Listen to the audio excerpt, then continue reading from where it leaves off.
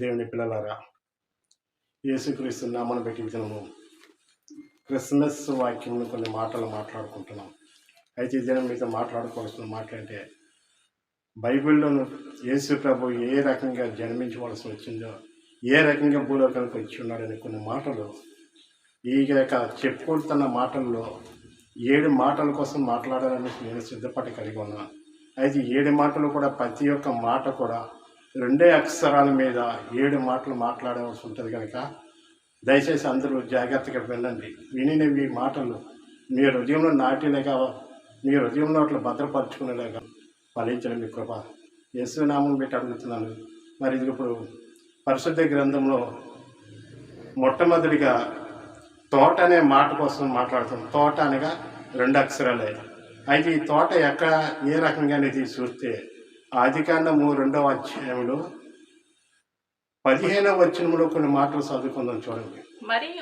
మరియు దేవుడైన యెహోవా నరుని తీసుకొని ఏదైనా తోటను సేద్యపరచుటకు దాని కాచుటకును దానిలో ఉంచెను. అయితే ఇక్కడ దేవుడు చక్కగా చెప్పుకొస్తున్నారు. ఈ తోట అంటే ఈ లోకంలో ఉన్న మనమైతే అనేక రకరకాలైన తోటల కోసం మాట్లాడుతాం. కొబ్బరి తోటల కోసం, మామిడి తోటల కోసము, రకరకాల పళ్ళ చెట్ల కోసం, అనే తోటల కోసం మనం మాట్లాడుకుంటుంటాం. కానీ దేవుడు ఇక్కడ చెప్పుతున్నాడు, ఆది మానవుడైన ఆదామును చేసి ఏదైనా తోటలో సేద్యపరచడానికి కోసము దేవుడు ఈ యొక్క తోటలోకి నిర్మించేటప్పటికి, అయితే అంతకు ముందు దేవుడు ఇక్కడ చిన్న కథ జరిగింది. అయితే ఆది కాలంలోనే మనం ఈ రకంగా మనం చెప్పుకొని పోతుంటే, ఆది కాలం 1వ అధ్యాయంలో దేవుడు ఈ రకంగా చెప్పాడు. అయితే ఏమని చెప్పాడంటే, ఇక్కడ ఈ తోటలోకి చెప్పక ముందు దేవుడి దగ్గర ప్రథమ దూతగా లూసిఫర్ అనే ఒక ప్రథమ దూత ఉండేది. అయితే ఈ దూత ఇక్కడ ఏం జరిగిందంటే, దూతలు అన్నింటి మీద అధికారం ఇవ్వడం జరిగింది. దేవుడు వచ్చి అక్కడ లూసిఫర్కి తగిన శక్తులు కూడా అనుగ్రహించి ఉన్నారు. అయితే ఈ లూసిఫర్ అనుకున్నది, నేను అన్నీ చేస్తున్నాను, ఆయన అన్నీ చేస్తున్నాడు కనుక ఆయన కూర్చున్న సింహాసనపై నేను కూర్చుందామనే ఆలోచన లూసిఫర్కి ఎప్పుడైతే కలిగిందో, దేవుడు ఆ లూసిఫర్ యొక్క హృదయం దేవుడు గ్రహించి ఏ రకంగా లూసిఫర్ యొక్క హృదయంలో ఉన్న తలంపుని దేవుడు హృదయ రహస్యం ఎరిగి దేవుడు కనుక లూసిఫర్ యొక్క హృదయం గ్రహించి, లూసిఫర్ నువ్వు చేస్తున్న పని ఏంటిదంటే, అవును నువ్వు అన్నీ చేస్తున్నావు, నేను అన్నీ చేస్తున్నాను, కానీ నీకు నాకు తేడా ఏంటి అనేసి దేవుడి మీద తిరుగుబాటు చేసి మాట్లాడు. అయ్యో ఇక్కడ ఈ యొక్క లూసిఫర్ అంటే మిగతా దూతలు కూడా పాడు చేస్తుందేమని ఆకాశం నుంచి భూమి మీదకి తోసి వేద్దామని దేవుడు అనుకునేటప్పుడు లూసిఫర్ దేవుడితో ఒక మాట పలికింది, ఇదిగో రేపు నువ్వు నరుని చేయబోతున్నావు కదా, ఆ నరుని అంటే దేవుడు ఇంకా 5వ రోజు నాడు జరిగిన సంభాషణ ఆది కాండం 1వ అధ్యాయంలోనే జరిగింది. ఇది ఆదిలో జరిగిన మాటను ఇదిగో మీకు తెలియజేస్తున్నాను. 5వ రోజు నాడు ఇంకా దేవుడు అనుకున్నాడు, ఇవన్నీ నేను చేస్తాను, వీటిని అన్ని అనుభవించడానికి నరుడని కూడా అక్కడ ఉంటే ఎంతో బాగుంటుందని అనుకునేటప్పుడు, అప్పుడు లూసిఫర్ ఇదిగో రేపు నువ్వు నరుని చేయబోతున్నావు కదా, ఆ నరుని ఇదిగో నన్ను ఇక్కడ నుండి భూమి మీదగా తోసివేస్తే నువ్వు చేస్తున్న నరుని నా బిడ్డగా మార్చుకుంటాను. నేను భూలోకానికి వెళ్ళి దేవతలు అనేబడి దేవుళ్ళు అనబడి అనేక రూపాలు ఎత్తి నేను ఇదిగో నువ్వు చేసిన ఈ నరుని నా బిడ్డగా మార్చుకుంటానని దేవుడు ఛాలెంజ్ చేసింది. చూడండి, యెషయా గ్రంథంలోకి వెళ్తే 44వ అధ్యాయంలో 17వ వచనం చూస్తే లూసిఫర్ అక్కడ ఏ విధంగా మాట్లాడుతుందో చూద్దాం. చూడండి, దానిలో మిగిలిన భాగముతో తనకు దేవతగా ఉన్న విగ్రహమును చేయించుకును, దాని ఎదుట సాగిలపడుచు నమస్కారం చేస్తురు, నీవే నా దేవుడు అని నన్ను రక్షింపమని చూసారు. నరులు ఏ రకంగా మార్చుకున్నదో. అయితే దేవుడి యొక్క మాటను అతిక్రమించటం వలన ఈ నరులను వచ్చి తన బిడ్డలుగా భూలోకానికి వెళ్ళి విగ్రహం చేసుకుని దానికి సాగిలపడి నమస్కారం చేసిందే కాక ఈ లోకంలో ఉన్న దేవతల రూపమును ఎత్తి అనేక రీతిగా మానవులందరినీ కూడా ఈ విధంగా మబ్బు పెడుతూనే ఉన్నది. అయితే దేవుడు అన్నాడు, ఇదిగో నువ్వు నేను చేసిన నా పిల్లలని నువ్వు ఈ కోసమే చేసుకుంటే, నా చేతిలో చేసిన, నా రూపంలో చేసిన, నా యొక్క రూపంలో నా బిడ్డలను నేను రక్షించుకోవడానికి వస్తాయి, నేను కూడా ఇదిగో ఈ విధంగా వస్తానని దేవుడు వాగ్దానం చేసింది. లోకాసు సువార్త 19వ అధ్యాయములో 10వ వచనం చదువుకుందాం. చూడండి, ఇక్కడ నశించిన దానిని వెతికి రక్షించడానికి కోసమే మనిషి కుమారుడు వచ్చును. అక్కడ చెప్తున్నా చూసారు, ఇదిగో నశించిపోతున్న నా పిల్లల్ని రక్షించడానికి కోసమే నేనే భూలోకానికి వస్తాను, నా పిల్లల్ని నేను ఎలాగ రక్షించుకోవాలని దేవుడు ఆదిలోనే ఈ యొక్క సృష్టింపులోనే మొదటిగా దేవుడు ఈ రకంగా జరిగినట్టుగా కనబడుతూ ఉన్నది. సరే, తర్వాత ఇంకా మాట కోసం చదువుకుంటుండే రెండోది మాట అనేది కూడా 2 అక్షరాలే. లోకాసు వార్త 1వ అధ్యాయంలో 26వ వచనం చదువుకుందాం. చూడండి. 6వ నెలలో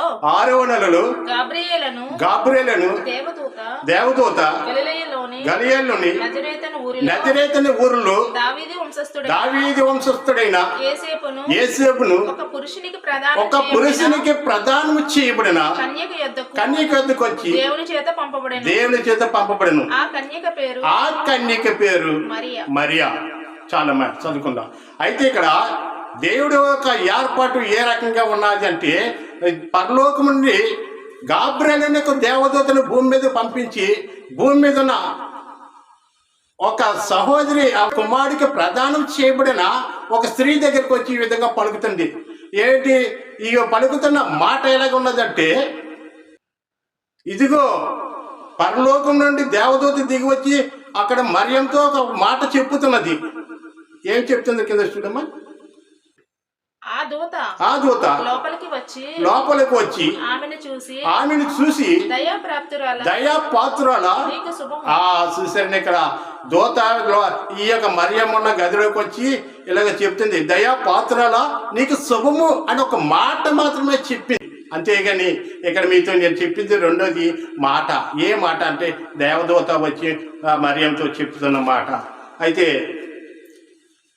అదే అధ్యాయంలో 1:38 చూడనమ్మా.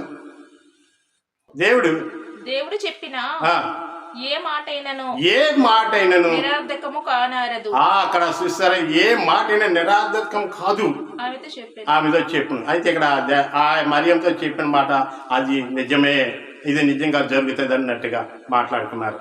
అయితే మూడోది మూట. ఈ మూట చూడండి. లోకాసు వార్త 2వ అధ్యాయంలోకి వెళ్తే 2వ అధ్యాయంలో 19వ వచనం చదువుకుందాం.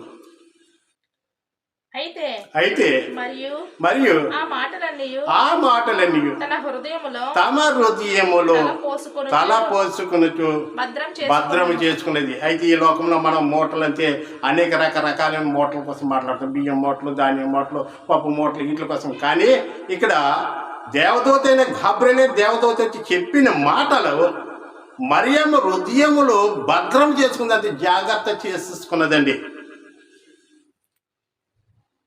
అదే అధ్యాయము 1:66 వచ్చిన చదువు. ప్రభు హస్తము అతనికి తోడై ఉండెను కాక ఆ సంగతులను గూర్చి వినిన వారందరూ ఈటి వాడగును అని వాటిని మనసులో ఉంచుకునేది.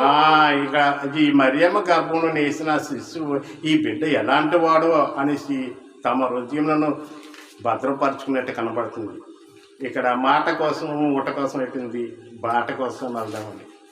యోహాను రాసిన పత్రిక పాఠము 14వ అధ్యాయంలో 6వ వచనం చదువుకుందాం. యేసు నేనే మార్గమును సత్యమును జీవమును నా ద్వారానే తప్ప ఎవడును తండ్రి ఎద్దుకు రారని మీరు నన్ను ఎరిగి ఉంటే నా తండ్రిని ఎరిగి ఉందురు. చూసారండి, ఇక్కడ చెప్తాను, నేనే జీవాన్ని, నేనే మార్గాన్ని, నేనే సత్యాన్ని, నా ద్వారా తప్ప.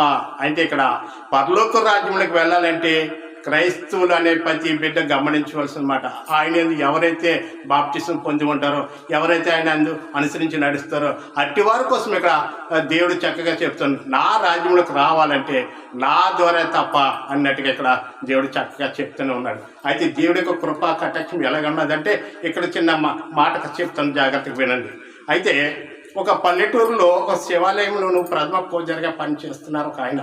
అయితే ఆ ఊరిలో వర్షము కురవటం లేదండి.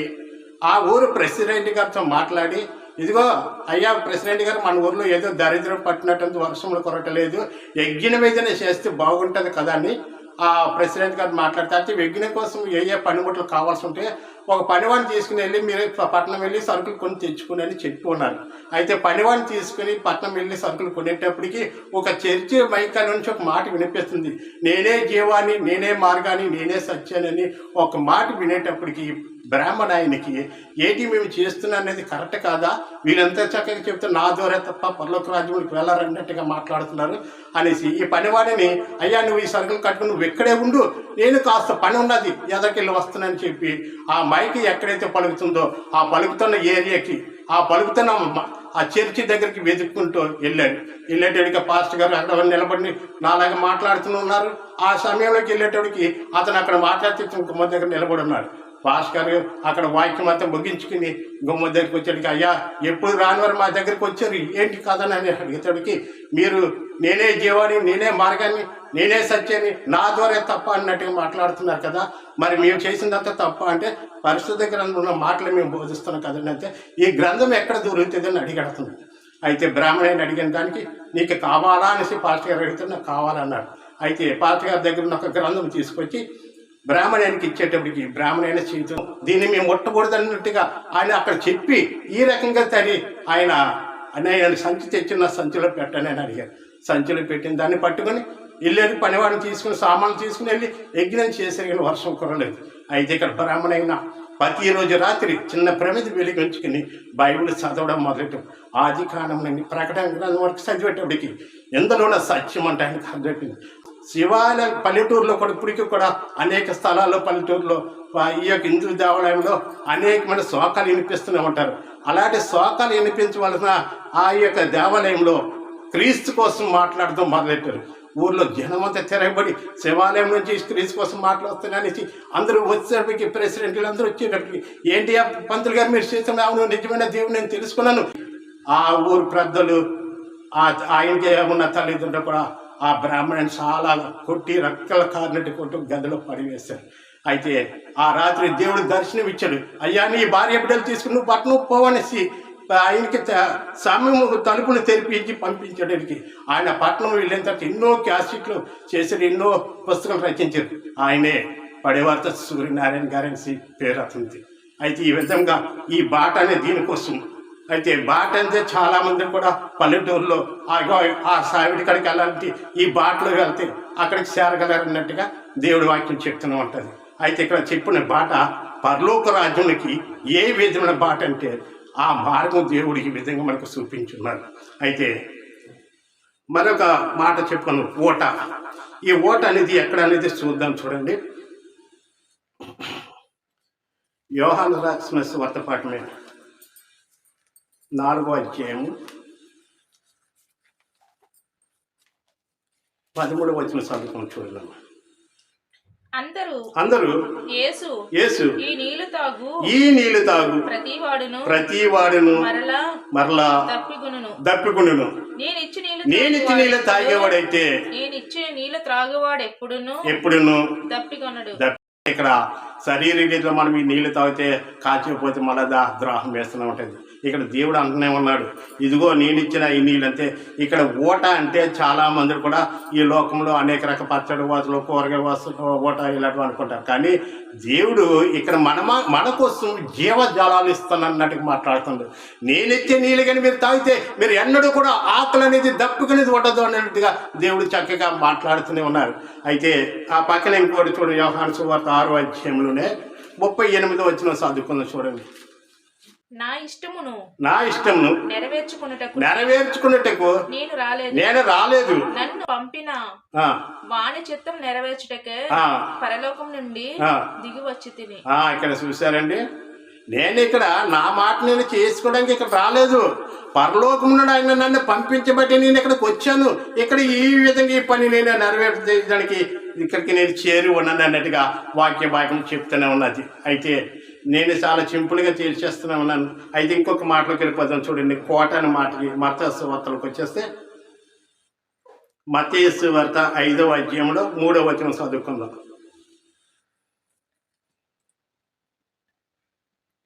ఆత్మ విషయమే దీనులైన వారు ధన్యులు, పరలోక రాజ్యమే వారిది. చాలమ్మా, ఇక్కడ దేవుడు చెప్తాను, ఆత్మ విషయమే దీనులైన వారు ధన్యులు. ఏ కోట అండి ఇది? పరలోకమున్న కోట. ఈ కోట కాడికి రావడానికి కోసము చాలా మంది ప్రయత్నం చేస్తూ ఉంటారు. అయితే దేవుడు వాక్యం చెప్తుంది, ఇదిగో ఆత్మ విషయమే దీనులైన వారు ధన్యులు, పరలోక రాజ్యమే వారిదన్నారు.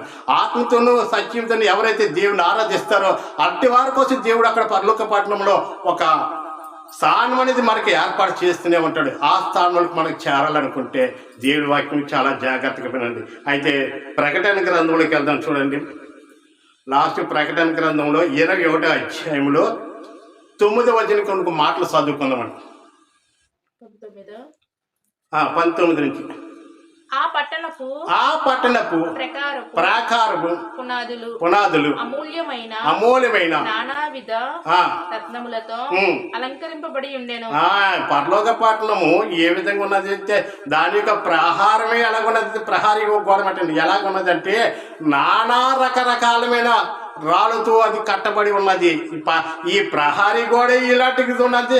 మరి పట్టణం యొక్క లోపల ఏ రకంగా ఉంటుందో ఒకసారి గమనించండి. అయితే ఈ పట్టణంకి ఏ రాళ్ళతో కట్టారని చూద్దాం. చూడండి, మొదటి పునాది సూర్యకాంతపు రాయి, రెండవది నీలము, మూడవది యమున రాయి, నాలుగవది పచ్చ, ఐదవది వైడూర్యము, ఆరవది కెంపు, ఏడవది సువర్ణరత్నము, ఎనిమిదవది గోమెర్కము, తొమ్మిదవది పుష్యరాగము, 10వది సువర్ణల సునీయము, 11వది పద్మరాగము, 12వది సుగంధము, దాని 12 గుమ్మములు, 12 ముత్యములు, ఒక్కొక్క గుమ్మము ఒక్కొక్క ముత్యముతో కట్టబడి ఉన్నది.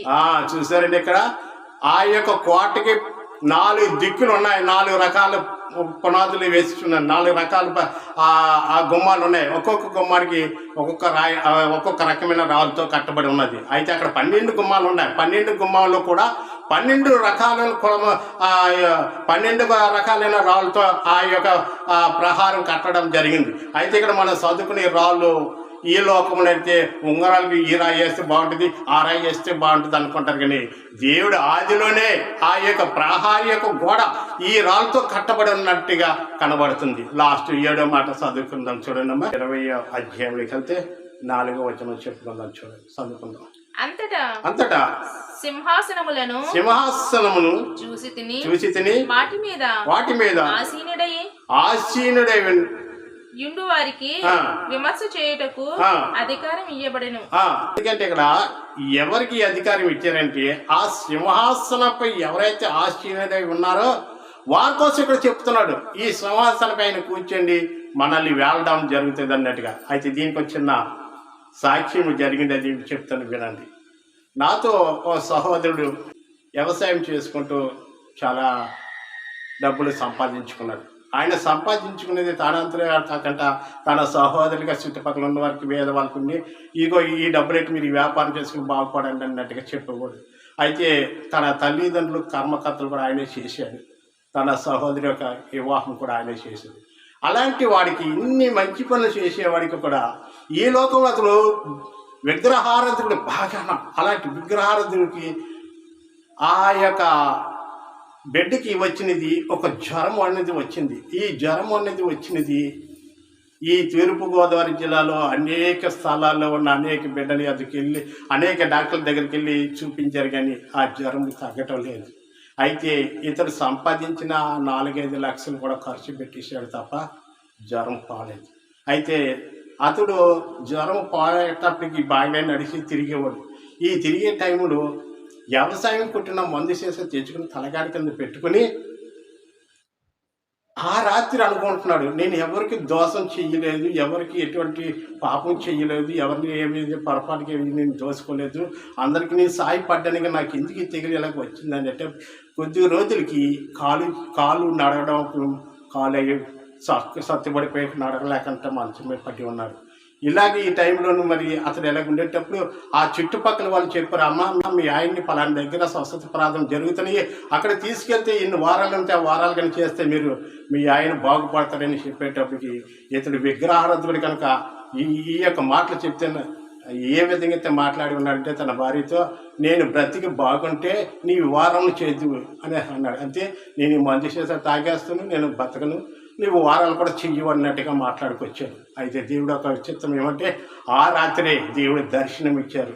అయితే అందరూ పండుకుని పోయిన తర్వాత ఇతడు చాలా వేదన పడ్డాడు. నాకు ఎందుకు ఈ రోగం వచ్చింది, అరే నువ్వు ఫలానా దోషం చేశారు అందుకే నీకు రోగం వచ్చిందని ఏ దేవుడైనా కనబడి నాకుతో చెప్పితే నేను తప్పనిసరిగా నేను ఒప్పుకుంటాను అన్నట్టుగా మాట్లాడాడు. అయితే దేవుడు ఆ రాత్రి మాట్లాడింది ఏ విధంగా అంటే, తలుపు కొడుతున్నారు, గుమ్మ దగ్గరకు వచ్చి తలుపు కొట్టడానికి ఎవరు నువ్వు అని అడిగాడు. నేనేనాయన 3 రోజుల కింద నువ్వు సృష్టికర్త తండ్రిని చూడాలనుకున్నావు కనుక దా చూద్దాం అంటే, అయ్యా నేను నడవలేకపోతున్నాను అంటే, నేను ఆజ్ఞేసి నువ్వు నాతో వస్తావని చెప్పారు. అయితే ఆయన ఆ ఆజ్ఞ ప్రకారంగా చూస్తే మేఘాల నుంచి వెళ్ళిపోతుంటే చాలా చుక్కల మధ్యకి నెట్టకి అందులో ఒక చుక్క చాలా తేటగా కనబడుతుందట. ఏంటి ఇన్ని చుక్కలకి చుక్క ఎంత తేటగా ఉన్నదని అక్కడికి వెళ్ళేటప్పటికి అది చుక్క కాదు, మహిమతో నేను ఎప్పుడు ఒక దేవాలయం కనబడేదట. అయ్యో బాబో, ఈ భూలోకంలో నేను ఎప్పుడు కూడా ఇలాంటి దేవాలయం ఎక్కడ కూడా చూడలేదు, ముట్టుకుంటే ఎక్కడ డాగ్ అయిపోతున్నట్టుగా ఉండేటప్పుడు అక్కడ జరిగిన కథ ఏంటంటే, మళ్ళా గుమ్మం దగ్గర నిలబడి లోపలికి ఒంగొని చూసేసరికి లోపల బంగారు సైడ్ ఒక సింహాసనం ఉన్నది, ఒక ఇటు పక్క పలకలు 4 పలకలకు ఒక పీఠం ఉన్నది. ఆ పీఠం మీకు తెల్లటి వస్త్రం పరిచున్నది. లోపల నుంచి మళ్ళీ స్వరం పడుతుంది. దాన్ని అయినా లోనకనేటికి ఎక్కడ అడుగేస్తే డాగ్ అయిపోతే ఏమో అన్నంత భయంతో లోపలికి వెళ్ళారట. లోపలికి వెళ్తే మళ్ళీ స్వరం వినిపిస్తుంది. అదిగో కనబడుతున్న పీఠం మీదకి ఎక్కి తూర్పు తిరిగి, సృష్టికర్తని తండ్రి మీరు కళ్ళు మూసుకుని, సృష్టికర్తని తండ్రి మీరు ఎవరని కళ్ళు మూసుకుని ప్రార్థించి కళ్ళు తెరిచి చూడని అన్నారు. అనంతరికి ఇతను చాలా సంతోషం పడిపోయాట. సింహాసనం మీదకి ఆ పీఠం మీదకి ఎక్కి నిలబడి తూర్పు తిరిగి, ఇదిగో సర్వలోకమును సృష్టించిన సృష్టికర్తని తండ్రి మీరు ఎవరో నాకు కనబడింది, నాతో మాట్లాడింది అనేటప్పటికి కళ్ళు మూసుకుని కళ్ళు తెరిచేటప్పటికి ఎదురున్న బంగారు స్వామి సింహాసనం ఏమి కనబడలేదు, శూన్యం అయిపోయిందట. మొత్తం శూన్యం అయిపోతే అప్పుడు భూమి 2 బద్దల కింద వీడిపోతానికి ఎందులోంచి ఒక సిలువ, సూత్రం అలలియా సూత్రం అలలియా సూత్రం అలలి భూమి నుండి ఆకాశానికి వెళ్ళిపోయిందట. ఆకాశ ప్రభువా నువ్వైనా సర్వలోకం సృష్టించిన సృష్టికర్తని పెద్ద కేక్ వేసి పడిపోయాడటండి. పెద్ద కేక్ అయిపోతాడికి ఇంట్లోనూ మంచం మీద ఎత్తి పడుస్తున్నట్టుగా అయిపోయిందటండి. ఈ కేకకి చుట్టుపక్కల అందరూ కూడా లేచి వచ్చారట. ఏంటి సూర్యనారాయణ గట్టి కేక్ వేసారు అనుకునే ఇతనికి. అప్పటికి అతను 4 రోజులకి నిద్ర సరిగా లేదనేసి, సరే నిద్ర లేదు కదా పడుకొనియండి, తెల్లవారైన తర్వాత అప్పుడు లేపు అడగదామనేసి అందరూ యావమటికి లేపారు. తెల్లవారు లేసి వాళ్ళ మిస్సెస్ వచ్చి టీ పట్టుకుని వచ్చి ఏంటి లెగండి టీ తాగదు అనేసి లెగదీసి కూర్చోబెట్టి టీ పట్టేవారు పట్టింది. తన కాలు పనిచేయడం మనిషి కనుక. అయితే ఈ టీ తాగు లెగన్ అనేటికి తన కాలు 2 దగ్గర ముడుచుకుని పడుకున్నట. ఏంటి మీ కాళ్ళు నొప్పులు లేవా అనేసరికి టక్కన లేచి నేల గుద్దుకుని చూశాడట. అయితే ఏంటి నా కాలు ఏమి అంటే అప్పుడు గుర్తొచ్చి రాత్రి ఎవరో నన్ను వచ్చి పిలిచారు, ఈ రకంగా తీసుకెళ్లారు, ఇగో ఈ రకంగా జరిగిందని మొత్తం ఈ కథ అంతా చెప్పడానికి, అయ్యా దేవుడే నీకు స్వయంగా దర్శనం ఇచ్చారు, 5 పైసలు ఖర్చు పెట్టకుండా అతనికి స్వస్థత ఇచ్చారు. ఈ దినం అతను ఒక సంఘం పెట్టుకుని సంఘం నడిపించుకుంటున్నారు. దేవుడు ఎంత గొప్ప కార్యం చేసేసారా. ఆ బంగారు సింహాసనము దగ్గర దర్శనం కూడా ఇతను చూసి మళ్ళీ భూలోకానికి తిరిగి వచ్చినట్టుగా చూపించారు. దేవుడు మరి ఈ మాటలు ఏ విధంగా చెప్పాడైతే 7 మాటలు కూడా వినిన ప్రతి ఒక్కరు కూడా ఇలాంటి మాటలు ఎవరికి ఎలా జరిగేదనేది ప్రతి బిడ్డ గమనిస్తే జీవగల తండ్రి నా పక్షం నుండి ఓ మోక్ష మార్గానికి ఎలాగ మార్గం ఉన్నది. ఏ తల్లికి ఎలాగైతే దర్శనం ఇచ్చారు, తల్లి ఇదిగో ఒక శిశువు పుడతాడు అన్నట్టుగా గాబ్రియల్ దేవత వచ్చి ఎలాగైతే చెప్పిందో అట్టి మాదిరిగా నువ్వు నేను కూడా దేవుని ప్రేమించి దేవుని అందు భయభక్తి కలిగి ఉంటే మన పక్షం కూడా దేవుడు నిలబడి గొప్ప కార్యములు చేయగలరు. దేవుడి కొద్ది మాటలు దీవించి ఆశీర్వదించిన గాక. ఆమేన్.